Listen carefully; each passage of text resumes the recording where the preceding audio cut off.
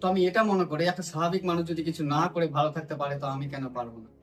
এবার কথার কথা যদি আমি সব ক্ষেত্রে আমি মানসিক সমস্যা থেকে রিকভার হওয়ার পরে যদি এগুলো রাখি আর মনের মধ্যে যদি এমনটা ডাউট চলে যেগুলো আমি ছেড়ে দিলে আমার সমস্যাগুলো ব্যাক করবে, তাহলে আমি কোথায় রিকভার হলাম?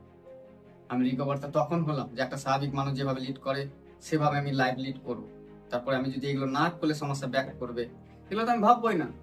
আরেকটা কথা, কোনো কিছুর উপরে নির্ভরশীল হবে না। সে তুমি হয়তো কোনো কাউন্সিলর, কোনো এক্সারসাইজ, মেডিটেশন যেটা করলে আমি ভালো থাকবো বা না করলে ভালো থাকবো না, তাহলে রিকভার এটা না।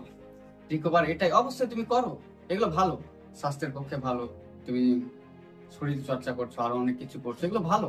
কিন্তু এই যে সমস্যাটাকে ঠিক করার জন্য বা এগুলো করছি বলে আমার সমস্যাটা নেই, এইভাবে নিজেকে তৈরি করো না। কারণ যদি এইভাবে নিজেকে তৈরি করো না, যতদিন করছো ততদিন হয়তো ভালো থাকবে, তারপর যখন ছেড়ে দিবে সমস্যাগুলো ব্যাক করবে। এভাবে নিজেকে তৈরি করবে না, যেটা আমি নিজেকে তৈরি করেছি এইভাবে আমি সবকিছু ছাড়াই ভালো থাকবো। একটা স্বাভাবিক যদি মানুষ ভালো থাকতে পারে তাহলে আমি কেন পারবো না?